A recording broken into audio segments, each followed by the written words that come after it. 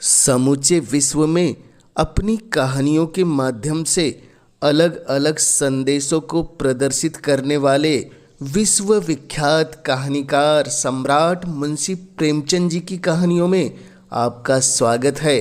तो लीजिए, आज हम एक ऐसी कहानी सुनते हैं जिसने मुंशी प्रेमचंद जी की कलम को और भी उत्कृष्ट बना दिया था। जी हाँ, उस कहानी का नाम है कामना तरु। तो लीजिए, प्रस्तुत होने जा रही है अब आपके समक्ष कहानी कामना तरु।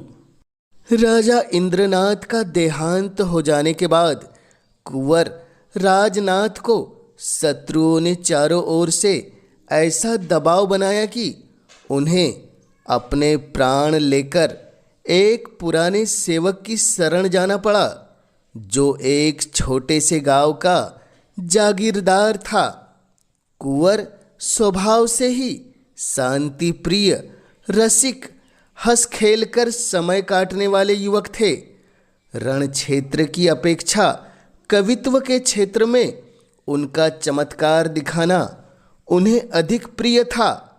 रसिक जनों के साथ किसी वृक्ष के नीचे बैठे हुए काव्य चर्चा करने में उन्हें जो आनंद मिलता था, वह शिकार या राज दरबार में नहीं, इस पर्वतमालाओं से घिरे हुए गांव में आकर उन्हें जिस शांति और आनंद का अनुभव हुआ, उसके बदले में वह ऐसे ऐसे कई राज्य त्याग कर सकते थे। यह पर्वतमालाओं की मनोहर छटा, यह नेत्र रंजक हरियाली, यह जल प्रवाह की मधुर वीणा, यह पक्षियों की मीठी बोलियां, यह मृग शावकों की छलांगे, यह बछड़ों की कुलेले, यह ग्राम निवासियों की बातचीत सरलता, यह रमणियों की संकोचमय चपलता, ये सभी बातें उनके लिए नई थी। पर इन सबों से बढ़कर जो वस्तु उनको आकर्षित करती थी, वह जागीरदार की युवती कन्या चंदा थी। चंदा घर का सारा कामकाज आप ही करती थी। उसको माता की गोद में खेलना नसीब ही नहीं हुआ था। पिता की सेवा ही में हमेशा लगी रहती थी। उसका विवाह इसी साल होने वाला था कि इसी बीच में कुंवर जी ने आकर उसके जीवन में नवीन भावनाओं और आशाओं को अंकुरित कर दिया। उसने अपने पति का जो चित्र मन में खींच रखा था, वही मानो रूप धारण करके उसके सम्मुख आ गया।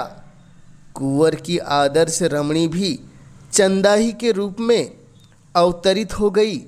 लेकिन कुंवर समझते थे, मेरे ऐसे भाग्य कहाँ। चंदा भी समझती थी, कहाँ यह और कहाँ मैं।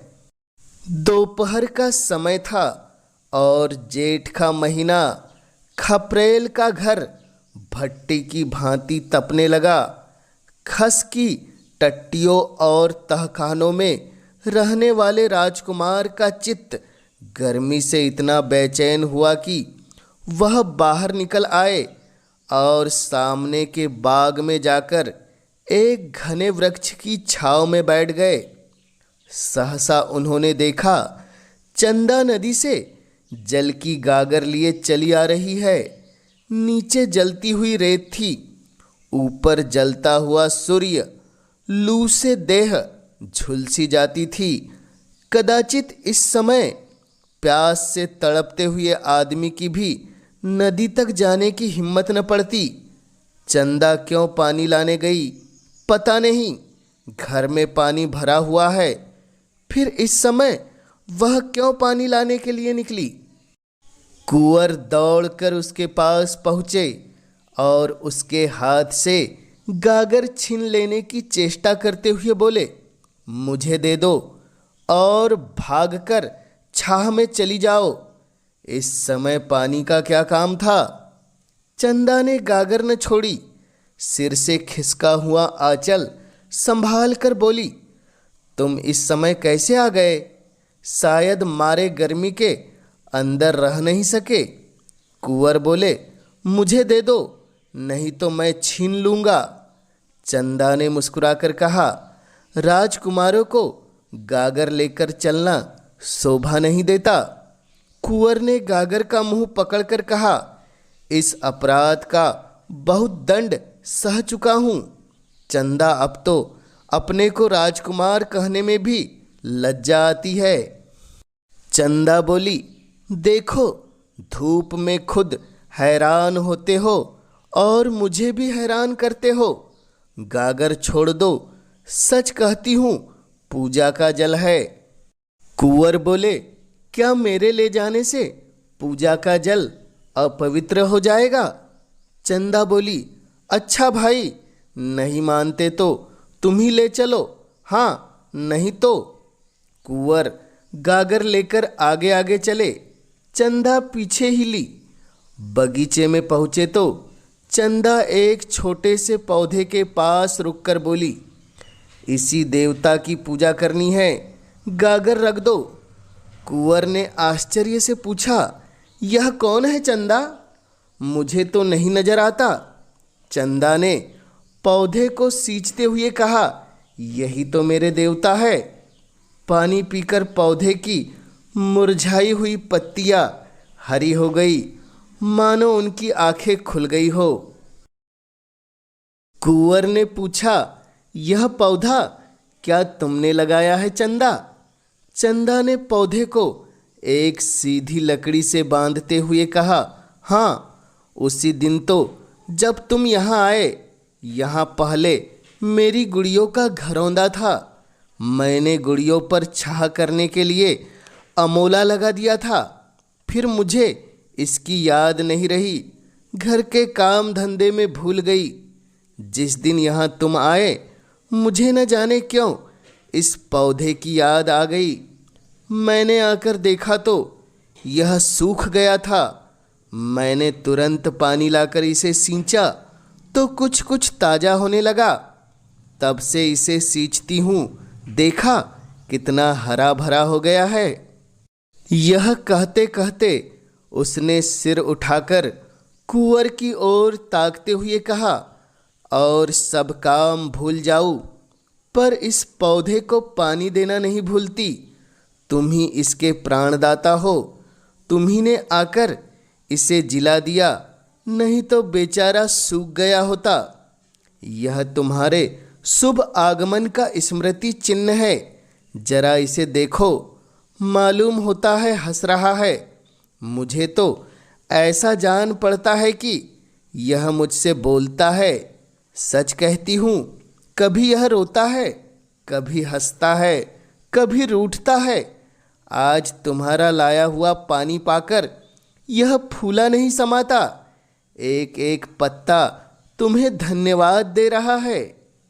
कुंवर को ऐसा जान पड़ा मानो वह पौधा कोई नन्हा सा क्रीड़ाशील बालक है। जैसे चुंबन से प्रसन्न होकर बालक गोद में चढ़ने के लिए दोनों हाथ फैला देता है, उसी भांति यह पौधा भी हाथ फैलाए जान पड़ा। उसके एक एक अणु में चंदा का प्रेम झलक रहा था। चंदा के घर में खेती के सभी औजार थे। कुंवर एक फावड़ा उठा लाए और पौधे का एक थाल बनाकर चारों ओर ऊंची मेड़ उठा दी। फिर खुरपी लेकर अंदर की मिट्टी को गोड़ दिया। पौधा और भी लहलहा उठा। चंदा बोली, कुछ सुनते हो? क्या कह रहा है?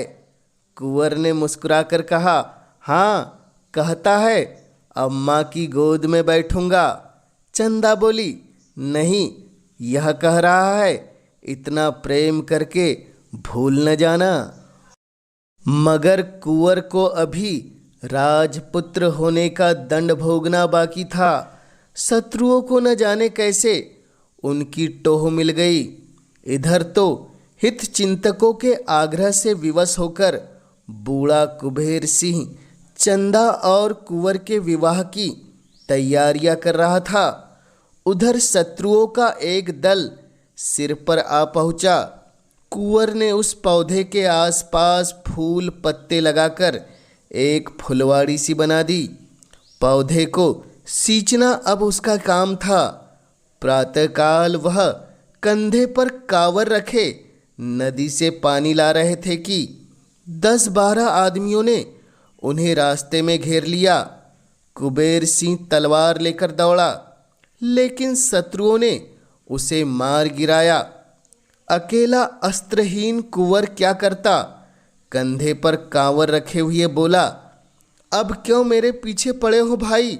मैंने तो सब कुछ छोड़ दिया। सरदार बोला, हमें आपको पकड़ ले जाने का हुक्म है। तुम्हारा स्वामी मुझे इस दशा में भी नहीं देख सकता। खैर, अगर धर्म समझो तो कुबेर सिंह की तलवार मुझे दे दो। अपनी स्वाधीनता के लिए लड़कर प्राण दे दूं। इसका उत्तर यही मिला कि सिपाहियों ने कुंवर को पकड़कर मुसके कस दी और उन्हें एक घोड़े पर बिठाकर भगा दिया। कांवर वहीं पड़ी रही। उसी समय चंदा घर से निकली। देखा कांवर पड़ी हुई है और कुंवर को लोग घोड़े पर बिठाए जा रहे हैं। चोट खाए हुए पंछी की भांति वह कई कदम दौड़ी, फिर गिर पड़ी। उसकी आंखों में अंधेरा छा गया। सहसा उसकी दृष्टि पिता की लाश पर पड़ी। वह घबराकर उठी और लाश के पास जा पहुंची। कुबेर अभी मरा न था, प्राण आंखों में अटके हुए थे। चंदा को देखते ही क्षीण स्वर में बोला, बेटी कुंवर। इसके आगे वह कुछ कह न सका।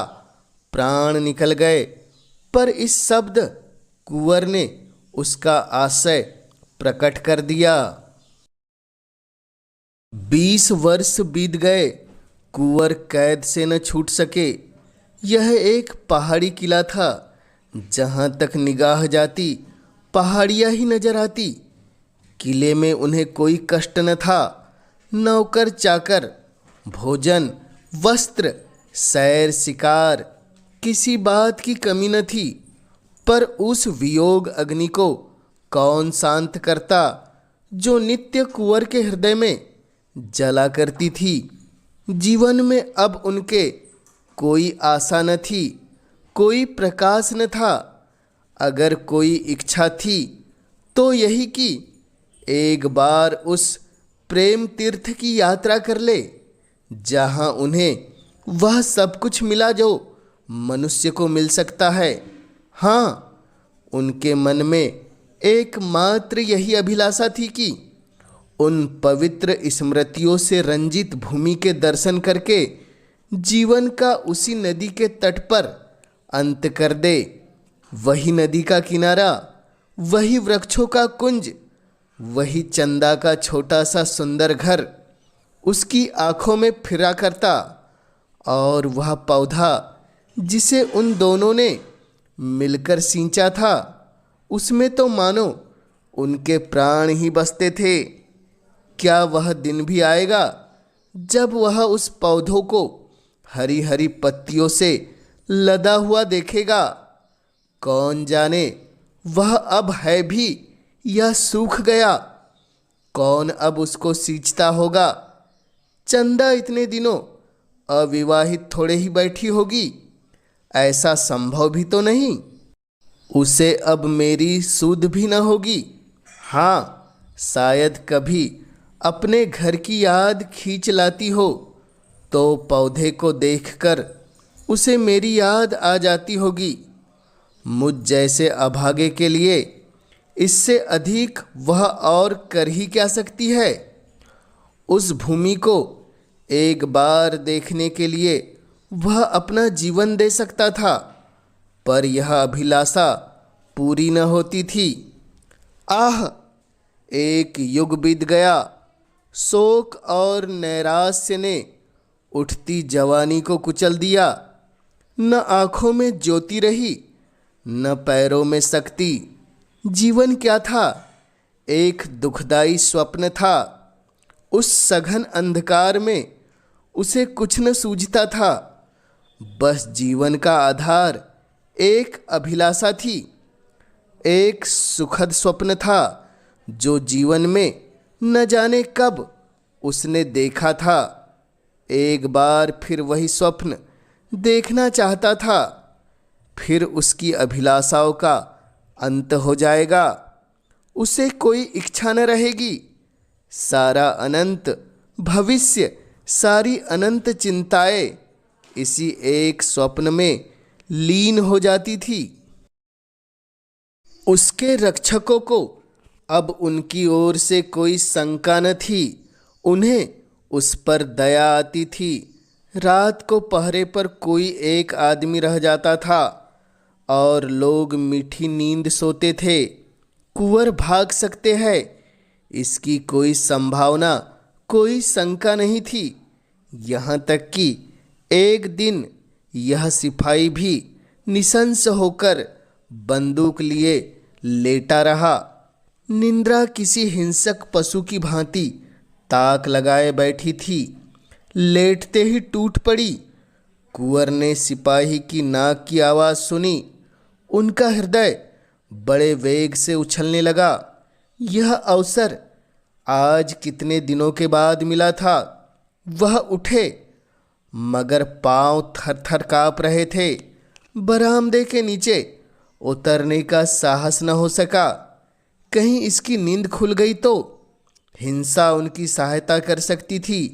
सिपाही के बगल में उसकी तलवार पड़ी थी, पर प्रेम का हिंसा से बैर है। कुंवर ने सिपाही को जगा दिया। वह चौंक कर उठ बैठा। रहा सहा संशय भी उसके दिल से निकल गया। दूसरी बार जो सोया तो खर्राटे लेने लगा। प्रातःकाल जब उसकी निंद्रा टूटी तो उसने लपक कर कुंवर के कमरे में झांका। कुंवर का पता न था। कुंवर इस समय हवा के घोड़े पर सवार कल्पना की द्रुत गति से भागा जा रहा था। उस स्थान को जहां उसने सुख स्वप्न देखा था। किले में चारों ओर तलाश हुई। नायक ने सवार दौड़ाए, पर कहीं पता न चला। पहाड़ी रास्तों का काटना कठिन, उस पर अज्ञातवास की कैद, मृत्यु के दूत पीछे लगे हुए जिनसे बचना मुश्किल। कुंवर को कामना तीर्थ में महीनों लग गए। जब यात्रा पूरी हुई तो कुंवर में एक कामना के सिवा और कुछ शेष न था। दिन भर की कठिन यात्रा के बाद जब वह उस स्थान पर पहुँचे तो संध्या हो गई थी। वहाँ बस्ती का नाम भी न था। दो चार टूटे फूटे झोपड़े उस बस्ती के चिन्ह स्वरूप शेष रह गए थे। वह झोपड़ा जिसमें कभी प्रेम का प्रकाश था, जिसके नीचे उन्होंने जीवन के सुखमय दिन काटे थे, जो उनकी कामनाओं का आगार और उपासना का मंदिर था, अब उनकी अभिलाषाओं की भांति भग्न हो गया था। झोपड़े की भग्न अवस्था मुख भाषा में अपनी करुण कथा सुना रही थी। कुंवर उसे देखते ही चंदा चंदा पुकारते हुए दौड़े। उन्होंने उस रज को माथे पर मला, मानो किसी देवता की विभूति हो, और उसकी टूटी हुई दीवारों से चिमटकर बड़ी देर तक रोते रहे। हाय रे अभिलाषा! वह रोते ही उनके लिए इतनी दूर आए थे। रोने की अभिलाषा इतने दिनों से उन्हें विकल कर रही थी, पर इस रुंदन में कितना स्वर्गीय आनंद था। क्या समस्त संसार का सुख इन आंसुओं की तुलना कर सकता था? तब वह झोपड़े से निकले। सामने मैदान में एक वृक्ष हरे हरे नवीन पल्लवों को गोद में लिए मानो उनका स्वागत करने खड़ा था। यह वह पौधा है जिसे आज से 20 वर्ष पहले दोनों ने आरोपित किया था। कुंवर उन्मत्त की भांति दौड़े और जाकर उस वृक्ष से लिपट गए। मानो कोई पिता अपने मातृहीन पुत्र को छाती से लगाए हुए हो। यह उसी प्रेम की निशानी है, उसी अक्षय प्रेम की, जो इतने दिनों के बाद आज इतना विशाल हो गया है। कुंवर का हृदय ऐसा हो उठा मानो इस वृक्ष को अपने अंदर रख लेगा, जिसमें उसे हवा का झोंका भी न लगे। उसके एक एक पल्लव पर चंदा की स्मृति बैठी हुई थी। पक्षियों का इतना रम्य संगीत क्या कभी उन्होंने सुना था? उनके हाथों में दम न था। सारी देह भूख, प्यास और थकान से शिथिल हो गई थी, पर वह उस वृक्ष पर चढ़ गया। इतनी फुर्ती से चढ़े कि बंदर भी न चढ़ता। सबसे ऊंची फुनगी पर बैठकर उन्होंने चारों ओर गर्वपूर्ण दृष्टि डाली। यही उनकी कामनाओं का स्वर्ग था। सारा दृश्य चंदामय हो गया। दूर की नीली पर्वत श्रेणियों पर चंदा बैठी गा रही थी। आकाश में तैरने वाली लालिमाई नौकाओं पर चंदा ही उन्हें उड़ा ले जाती थी। सूर्य की श्वेत पित्त प्रकाश की रेखाओं पर चंदा ही बैठी हंस रही थी। कुंवर के मन में आया, पक्षी होता तो इन्हीं डालियों पर बैठा हुआ जीवन के दिन पूरे करता। अब अंधेरा हो गया तो कुंवर नीचे उतरे और उसी वृक्ष के नीचे थोड़ी सौ भूमि झाड़कर पत्तियों की सैया बनाई और लेटे। यही उनके जीवन का स्वर्ण स्वप्न था। आह, यही वैराग्य! अब वह इस वृक्ष की शरण छोड़कर कहीं नहीं जाएंगे। दिल्ली के तख्त के लिए भी वह इस आश्रय को न छोड़ेंगे। उसी स्निग्ध अमल चांदनी में सहसा एक पक्षी आकर उस वृक्ष पर बैठा और दर्द में डूबे हुए स्वरों में गाने लगा। ऐसा जान पड़ा मानो वह वृक्ष सिर धुन रहा है। वह नीरव रात्रि उस वेदनामय संगीत से हिल उठी। कुंवर का हृदय इस तरह ऐंठने लगा मानो वह फट जाएगा। स्वर में करुणा और वियोग के तीर भरे हुए थे। आह पक्षी, तेरा भी जोड़ा अवश्य बिछुड़ गया है, नहीं तो तेरे राग में इतनी व्यथा, इतना विषाद, इतना रुंदन कहाँ से आता? कुंवर ने हृदय के टुकड़े हुए जाते थे। एक एक स्वर तीर की भांति दिल को छेद डालता था। वह बैठे न रह सके। उठकर आत्मविस्मृति की दशा में दौड़े हुए झोपड़े में गए। वहाँ से फिर वृक्ष के नीचे आए। उस पक्षी को कैसे पाए? कहीं दिखाई नहीं देता। पक्षी का गाना बंद हुआ तो कुंवर को नींद आ गई। उन्हें स्वप्न में ऐसे जान पड़ा कि वही पक्षी उनके समीप आया। कुंवर ने ध्यान से देखा तो वह पक्षी न था, चंदा थी। हाँ, प्रत्यक्ष चंदा थी। कुंवर ने पूछा, चंदा, यह पक्षी यहाँ कहाँ? चंदा ने कहा, मैं ही तो वह पक्षी हूँ। कुंवर बोले, तुम पक्षी हो?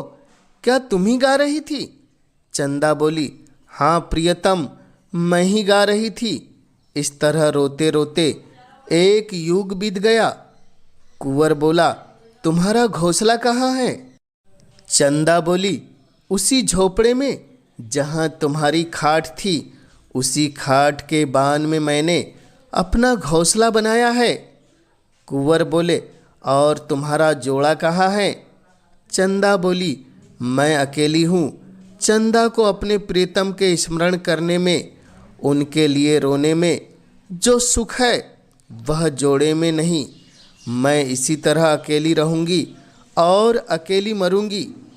कुंवर बोले, मैं क्या पक्षी नहीं हो सकता? चंदा चली गई। कुंवर की नींद खुल गई। उषा की लालिमा आकाश पर छाई हुई थी। वह चिड़िया कुंवर की सैया के समीप एक डाल पर बैठी चहक रही थी। अब उस संगीत में करुणा न थी, विलाप न था, उसमें आनंद था, चापल्य था, सारल्य था। वह वियोग का करुण क्रंदन नहीं, मिलन का मधुर संगीत था। कुंवर सोचने लगे, इस स्वप्न का क्या रहस्य है। कुंवर ने सैया से उठते हुए एक झाड़ू बनाई और झोपड़े को साफ करने लगे। उसके जीते जी इसकी यह भग्न दशा नहीं रह सकेगी। वह इसकी दीवारें उठाएंगे, इस पर छप्पर डालेंगे, इसे लिपेंगे। इसमें उनकी चंदा की स्मृति वास करती है। झोपड़े के एक कोने में वह कांवर रखी हुई थी, जिस पर पानी ला लाकर वह वृक्ष को सींचते थे। उन्होंने कांवर उठा ली और पानी लाने चले। 2 दिन से कुछ भोजन न किया था। रात को भूख लगी हुई थी, पर इस समय भोजन की बिल्कुल इच्छा न थी। देह में एक अद्भुत स्फूर्ति का अनुभव होता था। उन्होंने नदी से पानी ला लाकर मिट्टी भिगोना शुरू किया। दौड़े जाते थे और दौड़े आते थे। इतनी शक्ति इनमें कभी न थी। एक ही दिन में इतनी दीवार उठ गई जितनी 4 मजदूर भी न उठा सकते थे। और कितनी सीधी चिकनी दीवार थी कि कारीगर भी देखकर लज्जित हो जाता। प्रेम की शक्ति अपार है। संध्या हो गई, चिड़ियों ने बसेरा लिया, वृक्षों ने भी आंखें बंद की, मगर कुंवर को आराम कहा। तारों के मलिन प्रकाश में मिट्टी के रद्दे रखे जा रहे थे। हाय रे कामना, क्या तू इस बेचारे के प्राण लेकर ही छोड़ेगी। वृक्ष पर पक्षी का मधुर स्वर सुनाई दिया। कुंवर ने हाथ से घड़ा छूट गया। हाथ और पैर में मिट्टी लपेटकर वह वृक्ष के नीचे जाकर बैठ गए। उस स्वर में कितना लालित्य था, कितना उल्लास, कितनी ज्योति। मानव संगीत इसके सामने बेसुरा आलाप था। उसमें यह जागृति, यह अमृत, यह जीवन कहाँ। संगीत के आनंद में विस्मृति है, पर विस्मृति कितनी स्मृतिमय होती है। अतीत को जीवन और प्रकाश से रंजित करके प्रत्यक्ष कर देने की शक्ति संगीत के सिवा और कहाँ है। कुंवर के हृदय नेत्रों के सामने वह दृश्य खड़ा हुआ, जब चंदा इसी पौधे को नदी से जल ला लाकर सींचती थी। हाय, क्या वे दिन फिर आ सकते हैं। सहसा एक बटोही आकर खड़ा हो गया और कुंवर को देखकर वह प्रश्न करने लगा, जो साधारणतः 2 अपरिचित प्राणियों में हुआ करते हैं। कौन हो, कहाँ से आते हो, कहाँ जाओगे। पहले वह भी इसी गांव में रहता था, पर जब गांव उजड़ गया तो समीप के एक दूसरे गांव में जा बसा। अब भी उसके खेत यहाँ थे। रात को जंगली पशु से अपने खेतों की रक्षा करने के लिए वह आकर सोता था। कुंवर ने पूछा, तुम्हें मालूम है इस गांव में एक कुबेर सिंह ठाकुर रहते थे। किसान ने बड़ी उत्सुकता से कहा, हाँ हाँ भाई, जानता क्यों नहीं। बेचारे यहीं तो मारे गए। तुमसे भी क्या जान पहचान थी। कुंवर बोले, हाँ, उन दिनों कभी कभी आया करता था। मैं भी राजा की सेवा में नौकर था। उनके घर में और कोई न था। किसान बोले, अरे भाई, कुछ न पूछो, बड़ी करुण कथा है। उनकी स्त्री तो पहले ही मर चुकी थी, केवल लड़की बची थी। आह, कैसी सुशील, कैसी सुघड़ लड़की थी। उसे देखकर आंखों में ज्योति आ जाती थी, बिल्कुल स्वर्ग की देवी जान पड़ती थी। जब कुबेर सिंह जीता था तभी कुंवर राजनाथ यहाँ भागकर आए थे और उसके यहाँ रहते थे। उस लड़की की कुंवर से कहीं बातचीत हो गई। जब कुंवर को शत्रुओं ने पकड़ लिया तो चंदा घर में अकेली रह गई। गांव वालों ने बहुत चाहा कि उसका विवाह हो जाए। उसके लिए वरों का तोड़ा न था। ऐसा कौन न था जो उसे पाकर अपने को धन्य न मानता, पर वह किसी से विवाह करने पर राजी न हुई। यह पेड़ जो देख रहे हो तब छोटा सा पेड़ था, उसके आसपास फूलों की कई और क्यारियां थी। इन्हीं को गोड़ने सींचने उसका दिन कटता था। बस यही कहती थी कि हमारे कुंवर साहब आते ही होंगे। कुंवर की आंखों से आंसू की वर्षा होने लगी। मुसाफिर ने जरा दम लेकर कहा, दिन दिन घुलती जाती थी, तुम्हें विश्वास न आएगा भाई, उसने 10 साल इसी तरह काट दिए। इतनी दुर्बल हो गई थी कि पहचानी न जाती थी, पर अब भी उसे कुंवर साहब के आने की आशा बनी हुई थी। आखिर एक दिन इस वृक्ष के नीचे उसकी लाश मिली। ऐसा प्रेम कौन करेगा भाई? कुंवर न जाने मरे कि जिए। कभी उन्हें इस विरहणी की याद भी आती है या नहीं? पर इसने तो प्रेम का ऐसा पल निभाया जैसे कोई नहीं निभा सकता। कुंवर को ऐसा जान पड़ा मानो हृदय फटा जा रहा है। वह कलेजा थाम कर बैठ गए। मुसाफिर के हाथ में एक सुलगता हुआ उपला था। उसने चिलम भरी और 2-4 दम लगाकर बोला, उसके मरने के बाद यह घर गिर गया। गांव पहले ही उजड़ा था, अब तो और भी सुनसान हो गया। 2-4 आदमी यहाँ आ बैठते थे, अब तो चिड़ियों का पूत भी यहाँ नहीं आता। उसके मरने के कई महीने के बाद यही चिड़िया इस पेड़ पर बोलती हुई सुनाई दी। तब से बराबर इसे यहाँ बोलते सुनता हूँ। रात को सभी चिड़िया सो जाती है, पर यह रात भर बोलती रहती है। इसका जोड़ा कभी दिखाई नहीं दिया, बस फुट्टैल है। दिन भर उसी झोपड़े में पड़ी रहती है, रात को इस पेड़ पर आकर बैठती है। मगर इस समय इसके गाने में कुछ और ही बात है, नहीं तो सुनकर रोना आता है। ऐसा जान पड़ता है मानो कोई कलीजे को महसूस रहा है। मैं तो कभी कभी पड़े पड़े रो दिया करता हूँ। सब लोग कहते हैं कि यह वही चंदा है, अब भी कुंवर के वियोग में विलाप कर रही है। मुझे भी ऐसा जान पड़ता है, आज न जाने क्यों मग्न है। किसान तंबाकू पीकर सो गया। कुंवर कुछ देर तक खोए हुए से खड़े रहे, फिर धीरे से बोले, चंदा, क्या सचमुच तुम ही हो? मेरे पास क्यों नहीं आती? एक क्षण में चिड़िया आकर उनके हाथ पर बैठ गई। चंद्रमा के प्रकाश में कुंवर ने चिड़िया को देखा। ऐसा जान पड़ा मानो उसकी आंखें खुल गई हो, मानो आंखों के सामने से कोई आवरण हट गया हो। पक्षी के रूप में भी चंदा की मुख आकृति अंकित थी। दूसरे दिन किसान सोकर उठा तो कुंवर की लाश पड़ी हुई थी। कुंवर अब नहीं है, किंतु उनके झोपड़े की दीवारें बन गई है। ऊपर फूस का नया छप्पर पड़ गया है और झोपड़े के द्वार पर फूलों की कई क्यारियां लगी है। गांव के किसान इससे अधिक और क्या कर सकते थे? उस झोपड़े में अब पक्षियों के एक जोड़े ने अपना घोंसला बनाया है। दोनों साथ साथ दाने चारे की खोज किया करते हैं। रात को दोनों उसी वृक्ष की डाल पर बैठे दिखाई देते हैं।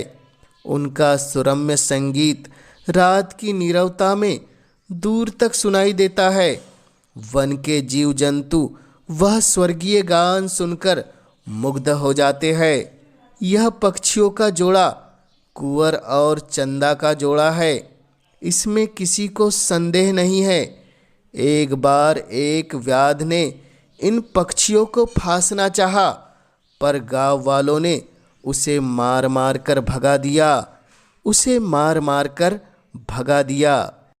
तो यह थी मुंशी प्रेमचंद जी की सुप्रसिद्ध प्रेम कहानी कामना तरु। आपको कैसी लगी हमें कमेंट्स के माध्यम से ज़रूर बतलाएं।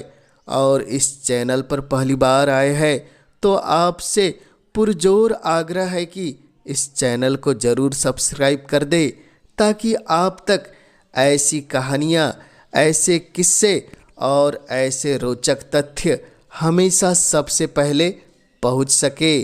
चैनल में इस कहानी के माध्यम से जुड़े रहने के लिए आपका पूरे दिल से धन्यवाद।